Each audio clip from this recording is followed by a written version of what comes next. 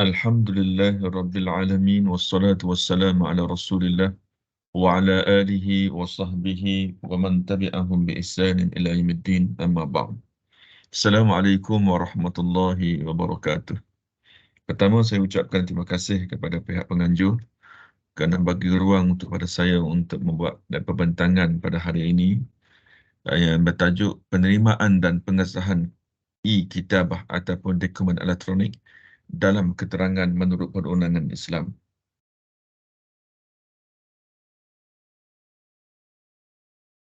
Sebagaimana yang kita ketahui bahawa peranan Badan Kehakiman adalah untuk menyelesaikan pertelingkahan yang berlaku di antara pihak-pihak berdasarkan perundangan Islam. Yang mana hakim akan mengendalikan kes tersebut berdasarkan bukti-bukti yang dikemukakan oleh pihak-pihak. Tanpa bukti-bukti yang kukuh, maka hakim tidak dapat membuat keputusan yang kuat atau dengan kata yang keputusan yang adil. Oleh kerana itu, pembuktian merupakan perkara yang sangat penting. Kerana itulah para ulama mentafsirkan pembuktian merujuk kepada pengemukaan dalil ataupun hujah ataupun keterangan di hadapan hakim dalam majlis perhakiman menurut kaedah-kaedah yang telah ditetapkan oleh syarak berkaitan dengan tuntutan suatu hak atau kejadian yang memberi kesan terhadap perundangan. Dengan kata lain, hakim hanya akan menerima tuntutan-tuntutan yang dibuat oleh pihak-pihak sekiranya dikemukakan bukti-bukti yang dapat meyakinkan pihak mahkamah. Di dalam definisi pembuktian tadi, terdapat istilah dalil ataupun hujah. Dalil dan hujah inilah merujuk kepada makna keterangan atau bayyinah dalam bahasa Arab. Yang mana istilah bayyinah atau keterangan ni satu istilah yang biasa kita dengar, yang banyak kita lihat di dalam penulisan-penulisan perundangan, namun kadang-kalanya ramai di kalangan kita terkeliru perbezaan atau persamaan di antara pembuktian dan juga keterangan atau bayyinah. Sebenarnya pembuktian ini satu konsep yang lebih besar, tetapi al-bayyinah ini adalah sebahagian daripada pembuktian. Sebagaimana yang disebut tadi, adalah pembuktian adalah mengemukakan dalil atau hujah. Apa maksud dalil hujah? Di situlah dimaksudkan dengan keterangan. Ibn Qayyim Al-Jauziyah dalam Turuq Al-Hukmiyah ada menyatakan bahawa yakni bayyinah atau keterangan ini adalah ismu lima yubayyinul haq wa yadhharuhu. Dengan kata lain, satu istilah untuk menjelaskan suatu kebenaran dan menzahirkan kebenaran tersebut melalui kaedah-kaedah pembuktian yang dikemukakan. Iaitulah yang mana mahkamah hanya akan menerima tuntutan seperti disebut tadi setelah mengemukakan dalil-dalil ataupun hujah-hujah yang dapat meyakinkan pihak mahkamah dan kena pasti bahawa hujah yang digunakan itu dapat pengiktirafan oleh syarak. Sebagaimana dalam Seksyen 3 Akta Keterangan Mahkamah Syariah Wal Persatuan 1997 menyatakan bayyinah merujuk pada tindakan membuktikan suatu hak atau kepentingan dan termasuklah qarinah itu juga termasuk daripada definisi ataupun konsep keterangan atau bayyinah. Bentuk-bentuk keterangan atau kaedah pembuktian sebenarnya terpecah kepada dua bahagian. Satu, kaedah pembuktian yang disepakati oleh para ulama yang terdiri daripada ikrar, kesaksian dan juga sumpah. Manakala selain daripada itu, para ulama berselisih. Sebahagiannya menerimanya sebagai kaedah pembuktian, sebahagiannya menolaknya sebagai kaedah pembuktian. Sebagaimana konsep pendapat pakar, qarinah, qasamah, qura'ah, qiyafah, mu'ayyanah. Dan termasuklah juga dokumen yang kita akan bercakap pada hari ini atau dinamakan sebagai juga kitabah dalam bahasa Arabnya. Kesemua kaedah-kaedah ini diiktiraf sebagai kaedah pembuktian berdasarkan nah syarak dalam membantu hakim membuat keputusan yang adil, walaupun sebahagian kaedah pembuktian itu dipersisihkan oleh para ulama dan sebahagiannya ada menerima kaedah-kaedah tersebut. Di antara kaedah-kaedah tersebut yang paling banyak digunakan di mahkamah pada hari ini adalah menggunakan dokumen atau menggunakan kitabah atau dinamakan sebagai kitabah, ada dokumentar. Dan tajuk perbincangan kita ini adalah menjurus kepada keterangan dokumen elektronik ataupun disebut juga sebagai e-kitabah. Suatu ketika dahulu, kitabah ini bukanlah suatu kaedah bukti yang popular kerana ia kerap dibayangi oleh kekuatan ikrar syahadah dan juga sumpah. Kebanyakan kaedah-kaedah sebelum ini, mahkamah ataupun hakim hanya tertumpu pada 3 kaedah tersebut: ikrar, syahadah dan juga sumpah. Dan mana kaedah-kaedah pembuktian yang lain jarang digunakan, bahkan kitabah juga, yang mana digunakan dalam prinsip, dalam suasana, dalam kes-kes yang begitu sempit. Kerana kebanyakan para ulama dahulu mentafsirkan kitabah ni dalam skup yang sempit, iaitu berdasar pada nas zahir. Dalam surah Al-Baqarah ayat 282, ya ayyuhallazina amanu idza tadayantum bidaini ila ajalin musamma faktubuh. Maknanya dalam ayat tersebut menyebut istilah hutang. Jadi bermakna dokumen ini hanya digunakan berkaitan dengan hutang atau berkaitan dengan wasiat itu saja, dan tidak boleh digunakan untuk kes-kes yang lain. Itulah yang berlaku pada masa ketika dahulu. Namun suasana tersebut telah pun berubah. Kalau sekiranya kitabah ni jarang dipraktiskan dan kadang-kadang tidak dipandang pun ia sebagai satu kaedah pembuktian, namun pada hari ini keadaan itu telah berubah. Yang mana uh, uh, bahkan dokumen itu atau kitabah itu telah mengambil tempat syahadah, ikrar dan sumpah dalam banyak urusan, sama ada dalam kes mal ataupun dalam kes-kes jenayah. Tuan-tuan yang dikasihi, yang dirahmati oleh Allah Subhanahu Wa Taala sekalian, menurut ulama terdahulu, istilah kitabah atau dokumen ini merujuk pada tulisan, dan ia merupakan salinan ucapan lisan daripada seseorang dan menggunakan huruf-huruf yang tertentu. Definisi ini sudah cukup menggambarkan kepada kita prinsip dokumen ini diberi satu skop yang sangat sempit, sedangkan dokumen atau kitabah ini perlu dilihat dalam skop yang lebih luas, kepada fungsi dokumen, dan bukan hanya dilihat kepada bentuk dokumen alat yang digunakan. Kerana yang paling penting adalah maklumat yang disampaikan adalah dapat difahami. Begitu juga syahadah, ikrar, jelas maklumat yang hendak disampaikan. Begitu juga dengan dokumen ataupun kitabah ni. Jadi maklumat juga dapat disampaikan walaupun menggunakan teknologi moden seperti komputer, handphone, perakaan suara, CCTV dan seumpamanya. Maka di sini kitabah perlu mendapat definisi yang baru supaya ia lebih sesuai dengan kemudahan teknologi yang ada ketika ini. Oleh kerana itulah, kitabah boleh ditafsirkan atau ditakrifkan sebagai menjelas atau menyifatkan sesuatu dengan menggunakan tulisan atau lakaran atau salinan yang bentuk zahir, sama ada ia bentuk klasik menggunakan pen, kertas dan seumpamanya, atau mungkin kita menggunakan teknologi moden seperti komputer, telefon bimbit, perakan suara, video, kemudahan internet dan peralatan elektronik yang lain. Jadi uh, jika dilihat pada definisi ini, sangat seiring dengan peruntukan Seksyen 3 Akta Keterangan Mahkamah Syariah Wilayah Persetujuan 97 dengan memberi nafas baru kepada kitabah ini, yang mana ditakrifkan bersesuaian dengan kemudahan teknologi yang ada pada hari ini. Di bawah peruntukan ini, kitabah diberi maksud yang lebih luas dan tidak terikat dengan tulisan tangan semata-mata. Bahkan mana-mana dokumen sekalipun berbentuk elektronik turut boleh diterima sebagai kaedah pembuktian, ataupun dengan kata lain adalah dokumen elektronik atau dalam kurungannya adalah e-kitabah.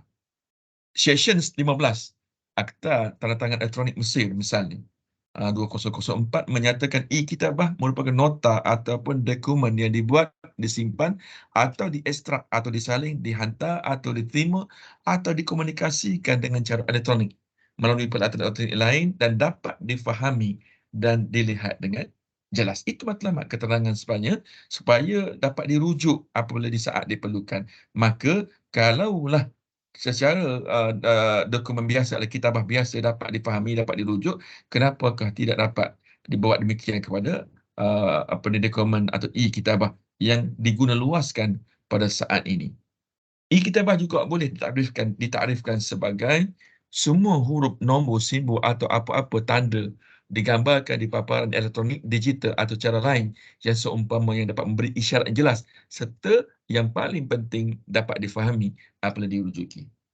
Jadi sebenarnya pemakaian di mahkamah sivil sudah agak meluas, cuma di mahkamah syariah yang sedikit mungkin terbantut, mungkin disebabkan faktor-faktor yang tertentu, insya-Allah nanti saya akan sebut di hadapan nanti. Sekarang ketika kita terlihat di mahkamah sivil misalnya dalam kes Maskud Ali misalnya, Di mana dalam kes ini Mahkamah Rayuan berpandangan tiada perbezaan pun di antara rakaman melalui gambar atau suara untuk dijadikan bahan bukti. Ini menunjukkan bahawa Mahkamah Sivil telah menerima pakai dokumen atau e-kitabah ini di dalam penghakiman. Kes-kes ini menunjukkan bahawa pembacaan e-kitabah di Mahkamah Sivil telah digunakan pakai secara luas sebagai kaedah pembuktian.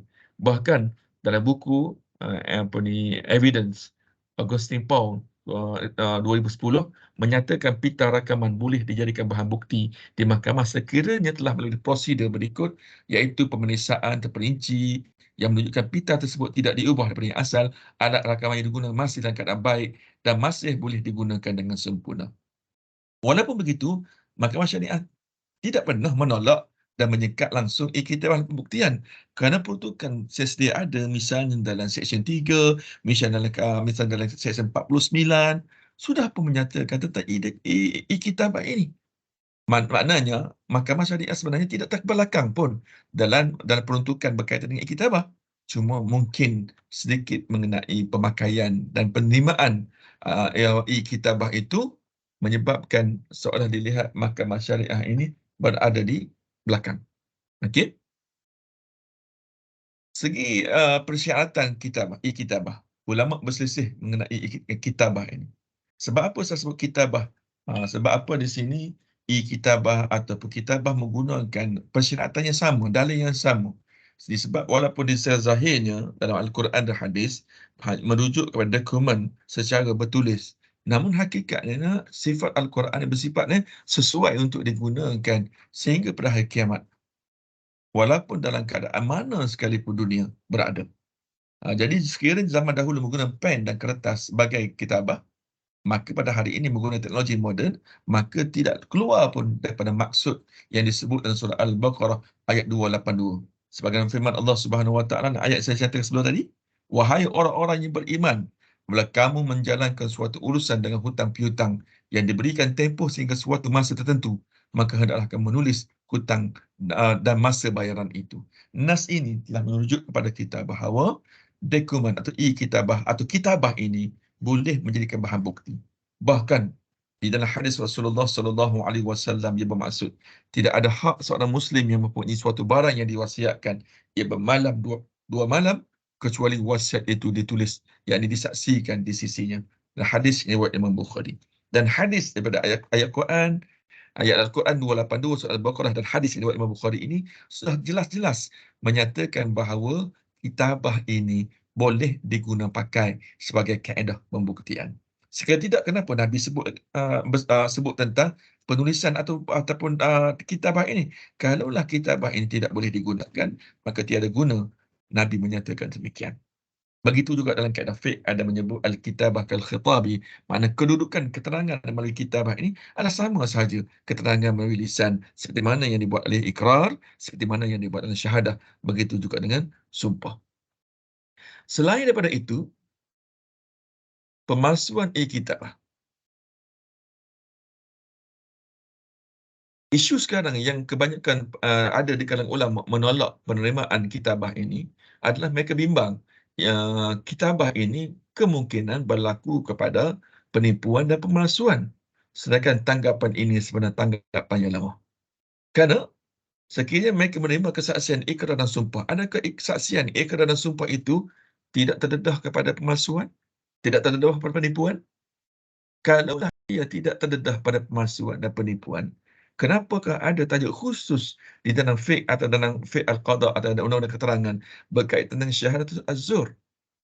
Ini menunjukkan bahawa di dalam kaedah bukti yang lain pun berlaku. Namun adakah disebabkan adanya atau berlakunya walaupun dalam kuantiti, dalam jumlah yang sempit menyebabkan kita tolak kesaksian ikrar sumpah? Tidak. Kita juga boleh menerima kesaksian ikrar sumpah melalui syarat-syarat yang ketat. Begitu juga dengan dokumen. Adakah disebab kemungkinan berlaku pemalsuan itu menyebabkan langsung kita tidak menerima dokumen? Tidak. Sebabnya penerimaan dokumen atau e-kitabah di mahkamah ini juga melalui prosedur-prosedur yang ketat. Memang kita tak nafikan bahawa pemalsuan ini akan berlaku secara maddi ataupun secara maknawi. Maddi ni maknanya penghapusan perkataan tertentu, misalnya 10,000 dibuangnya kosong, dia tinggalnya 1,000, ataupun tidak nampak maksud secara jelas. Mungkin diubah maksud ayat, mengubah perkataan tertentu menyebab berubah dari segi maksudnya. Itu yang dimaksudkan dengan tidak jelas ataupun maknawi.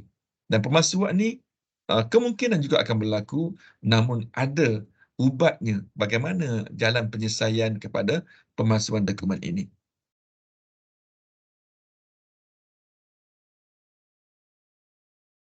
Jika kebimbangan berlaku terhadap keaslian e-kitabah ini, sudah tentulah syarat meletakkan beberapa kaedah-kaedah untuk memastikan tahap kepercayaan, kepercayaan terhadap suatu dokumen ini dapat ditingkatkan.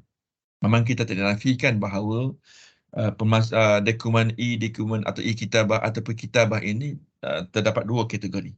Satu, dokumen awam ataupun kitabah awam. Yang kedua, kitabah persendirian atau dokumen persendirian. Biasanya kitabah rasmiyah ataupun dokumen awam ini, mahkamah akan terima secara direct. Contohnya surat beranak, IC, geran tanah yang asal. Semua ini mahkamah akan menerimanya kerana ia dianggap sebagai dokumen rasmi, melainkan terdapat pihak-pihak yang berjaya menimbulkan keraguan terhadap keaslian, barulah pihak mahkamah akan minta kepada pakar-pakar untuk mengesahkannya. Sekiranya pihak-pihak tidak mempertikaikan keasliannya, maka mahkamah akan menerimanya direct tanpa meminta ia disahkan. Berbeza dengan dokumen yang persendirian atau tidak rasmi atau kitabah ghair rasmi. Mahkamah kebiasaannya akan minta terlebih dahulu ia disahkan, sekalipun pihak-pihak tidak meminta pun ia disahkan.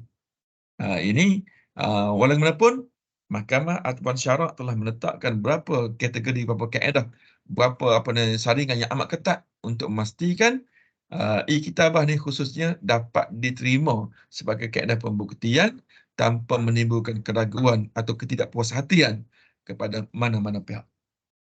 Kaedah yang boleh digunakan oleh pihak mahkamah untuk memastikan keaslian suatu dokumen melalui beberapa kaedah, iaitu melalui kaedah ikrar, kesaksian, pendapat pakar dan juga sumpah seperti mana yang terdapat di dalam Akta Keterangan Mahkamah Syariah Wilayah Persekutuan 1997.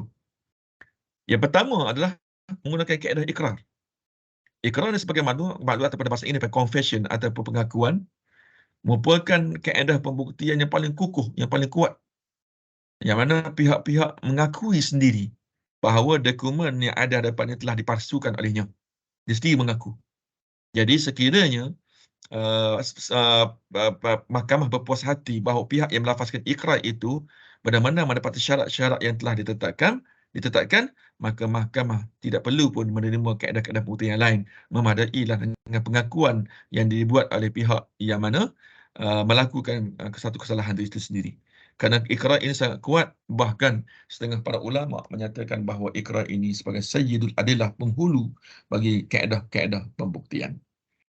Maka persyaratan ikrar ini tidak dinafikan, terdapat di dalam Al-Quran dan juga terdapat dalam hadis. Ini riwayat Abu Daud di mana seorang lelaki telah mengaku melakukan perbuatan zina.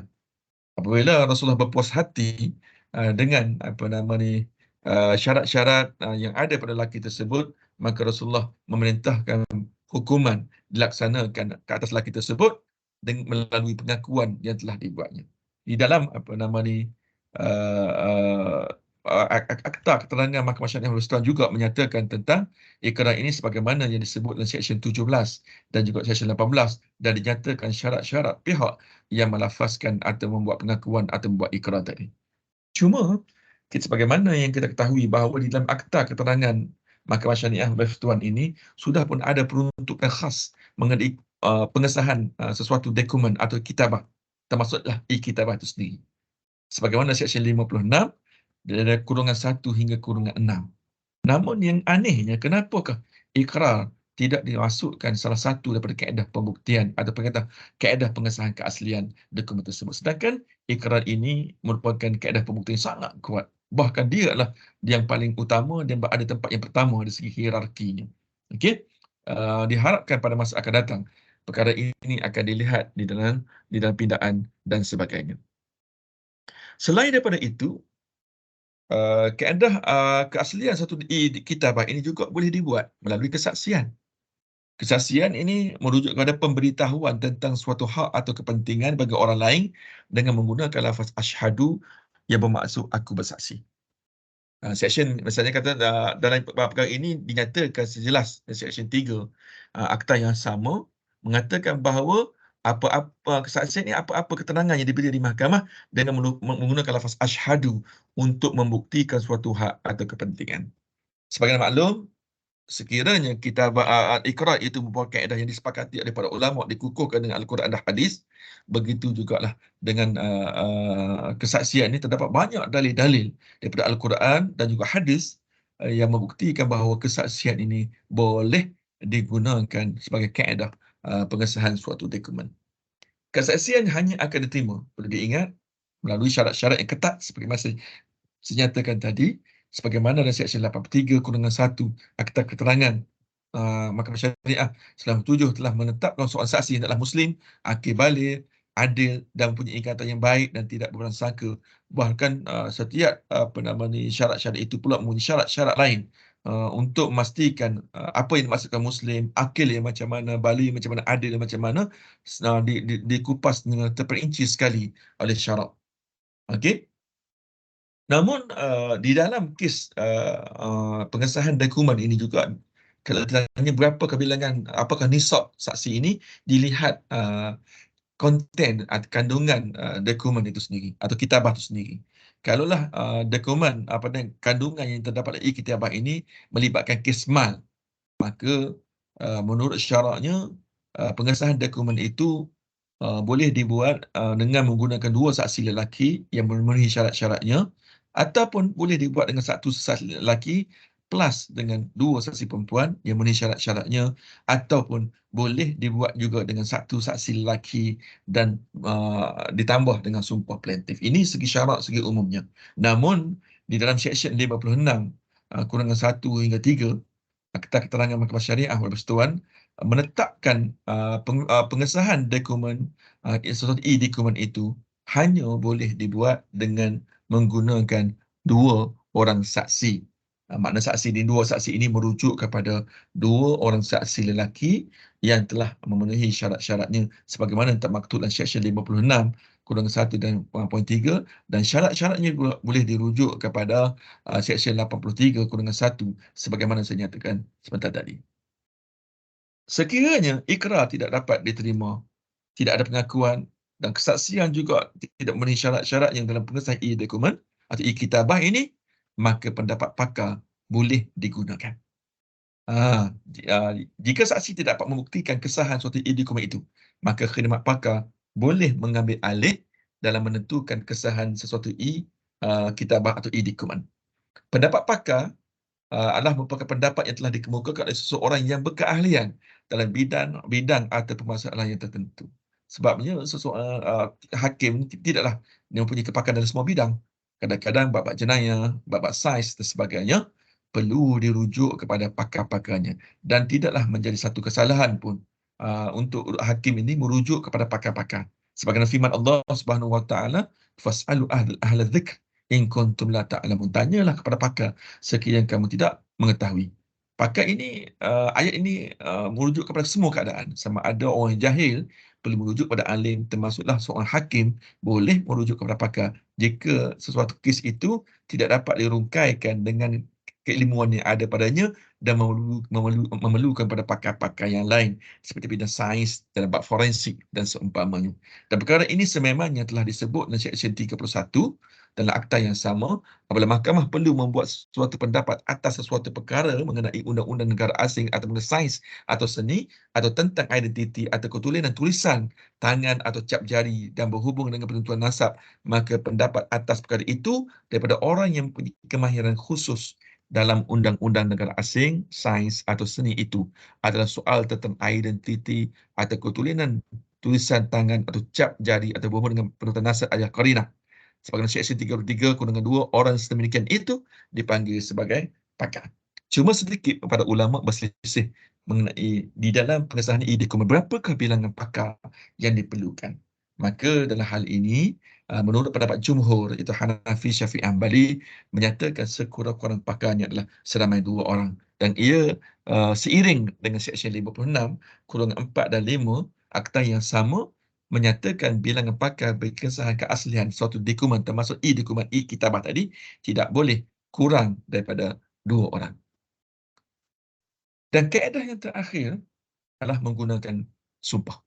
Sumpah ni sebenarnya adalah dianggap juga sebagai kaedah pembuktian yang lemah, yang mana ia hanya dilaksanakan setelah ketiadaan kaedah pengesahan yang sebelum ini, ikrar, tidak ada ikrar syahadah, tidak ada syahadah pergi pada pendapat pakar, maka akhir sekali barulah ia berpindah kepada sumpah untuk mengesahkan keaslian suatu kitabah tadi. Jika pakar juga tidak dapat membantu mahkamah dalam membuat pengesahan pembuktian dokumen, maka kaedah terakhir untuk buat pengesahan pembuktian dokumen ialah melalui sumpah. Termasuklah dokumen istilah kitab.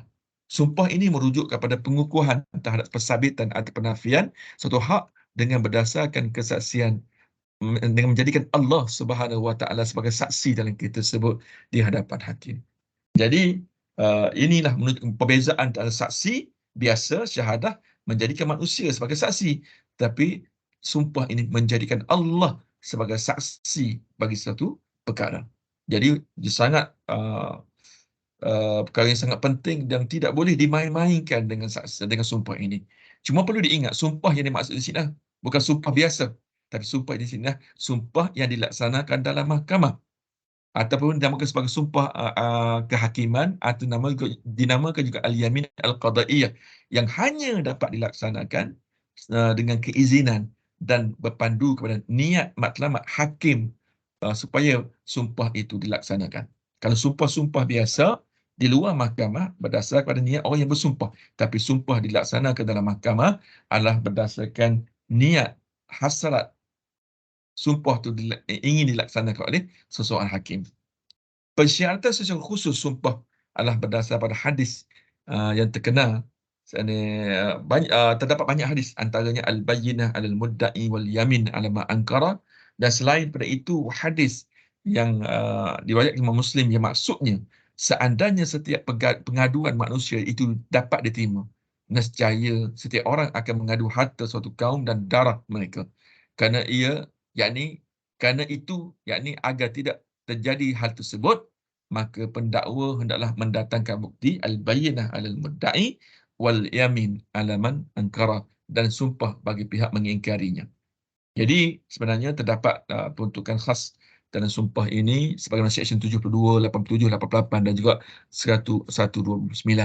Dan di Malaysia ini kita ada satu kaedah arahan amalan sumpah di Mahkamah Syariah, yang mana ia mendetailkan peruntukan-peruntukan ini supaya ia dapat diselaraskan amalannya di antara mahkamah-mahkamah di seluruh Malaysia.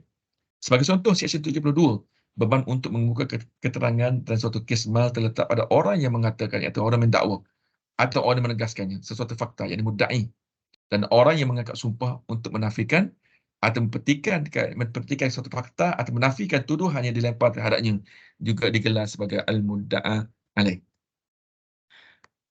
Seksyen 87(1) dalam kes mal, keterangan telah diberi oleh plaintiff dan defendant, dan jika defendant menafikan tuduhan terhadapnya, dia hendaklah dikehendaki mengangkat sumpah mengikut hukum syarak.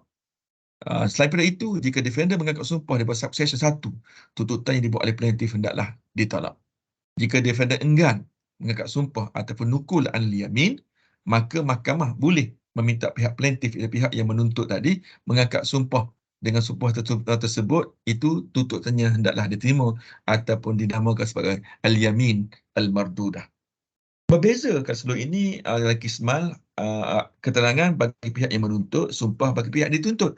Namun di dalam kes jenayah, keterangan diberi kepada dua pihak, sama ada pihak pendakwa atau pihak petuduh, untuk melainkan pihak yang dituduh itu mengaku salah. Selain daripada itu, saksi tunggal dan sumpah plaintiff, saksi tunggal dan sumpah plaintiff juga boleh diterima sebagaimana yang saya nyatakan sebelum ini dalam bab sumpah. Setertibnya, orang yang menyempurnakan kitabah dokumen yang dipertikaikan itu diberi ruang terlebih dahulu untuk bersumpah.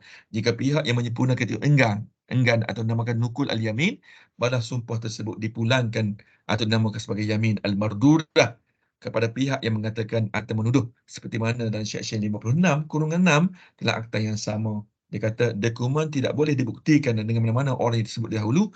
Orang yang menafikan tulisan dan penyempurnaan dokumen hendaklah apabila diminta oleh orang yang mengatakan bahawa orang tersebut terdahulu itu ialah orang yang menyempurnakan dokumen itu mengangkat sumpah, dan jika enggan berbuat demikian, orang yang mengatakan itu boleh mengangkat sumpah dan berikutannya dengan membuktikan tuntutan tersebut.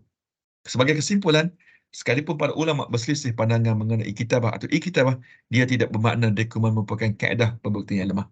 Yang kedua, pihak yang menyokong penerimaan di kitabah telah mengukuhkan dalil-dalil yang meyakinkan untuk meyakinkan dakwah mereka sama ada dari nas Al-Quran, hadis dan amalan para sahabat. Seperti mana yang tadi berlaku perselisihan di kalangan ulama mengenai penerimaan kitabah dan i-kitabah di kalangan ulama, namun pendapat yang rajah dalam keadaan sekarang ini adalah boleh diterima, iaitu i-kitabah boleh diterima sebagai kaedah pembuktian. Di zaman dahulu, kitabah hanya dipraktikkan dalam lingkup yang sempit seperti hutang wasiat. Yang lain itu dibuktikan oleh ikrar, kesaksian dan sumpah diutamakan kerana barangkali pada zaman dahulu teknologinya tidak seperti yang ada pada hari ini. Dunia sudah berubah dengan perkembangan teknologi begitu pesat sekali. Kertas dan pen bukan lagi watak utama dalam pendokumentasian seperti peralatan elektronik, iaitu e-kitabah seperti komputer, CCTV, internet dan seumpamanya telah mengambil tempat dalam semua urusan kehidupan manusia. Penerimaan e-kitabah untuk jadikan kaedah pembuktian perlu diberikan perhatian serius.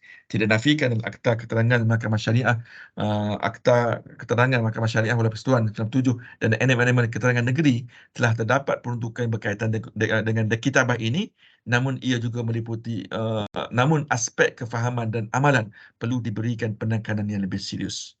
Mahkamah Syariah tidak sepatutnya begitu yakin dengan kemampuan sedia ada. Sebaliknya, Mahkamah Syariah perlu sentiasa punya keinginan yang tinggi dalam meningkatkan pengetahuan dan kepakaran berkaitan dengan keterangan elektronik atau e-kitabah ini. Khususnya, yang keenam, khususnya berkaitan dengan kaedah penerimaan dan pengesahan mana-mana e-kitabah supaya ia dapat diterima oleh mahkamah sebagai kaedah pembuktian yang kukuh. Yang terakhir sekali, kepakaran ini akan menjadikan mahkamah syariah sentiasa dilihat berjalan seiring dengan perkembangan teknologi yang begitu pantas dan secara tidak langsung akan lebih dihormati seperti mana yang berlaku di mahkamah-mahkamah sivil di Malaysia. Wallahu a'lam bissawab. Wassalamualaikum warahmatullahi wabarakatuh.